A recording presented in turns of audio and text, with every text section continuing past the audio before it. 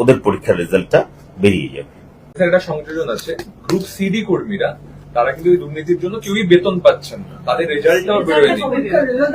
সেক্ষেত্রে দেখুন, সেটা আমাদের প্রাথমিক যে 26,000-এর জন্য আমাদের 31শে আগস্ট পর্যন্ত একটা ডেডলাইন বেঁধে দেওয়া হয়েছে, সেই বিষয়টা নিয়ে আমরা কাজ করছি।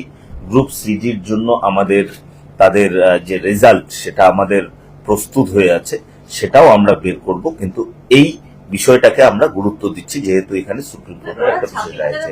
ওরাও আছে স্যার, ওরাও ইনক্লুড, কিন্তু ওদের চাকরিটাও একইভাবেই বাতিল হয়েছিল, কিন্তু ওদের পরীক্ষার রেজাল্টটা এখনো বেরোয়নি। ওদের পরীক্ষার রেজাল্টটা বেরিয়ে যাবে। গতকাল আমি এটা বিস্তারিত বলেছি।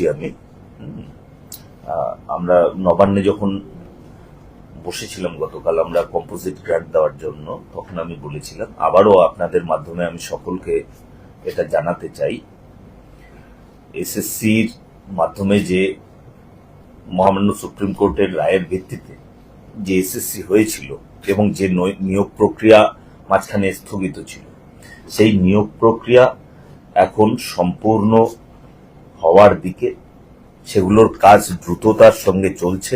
আমরা অতি স্বল্প সময়ের মধ্যে আমরা এই নিয়োগ প্রক্রিয়া সম্পূর্ণ করব, এবং যদি কিছু বাকি থাকে, আমরা যদি কোথাও দেখি যে আরো কিছু সময় প্রয়োজন, আমরা মহামান্য উচ্চ আদালতের কাছে আবেদন করব এবং আমরা কিছু সময় চেয়ে নেব।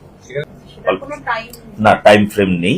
আমরা মূলত প্রথম দিকে আমরা যে শিক্ষক মহাশয়দের যেটা আছে, যেহেতু তাদের চাকরিটা নেই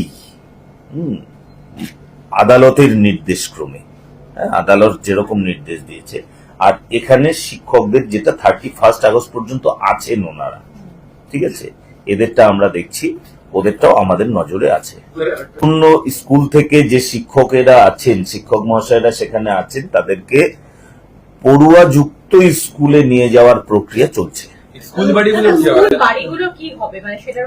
স্কুল বাড়িগুলো এখনো সেটা নিয়ে আমাদের এখনো কোনো বিস্তারিত পরিকল্পনা হয়নি। আমরা সেটা ক্যাবিনেটে আলোচনা করে সেটা সিদ্ধান্ত, সেটা আমাদের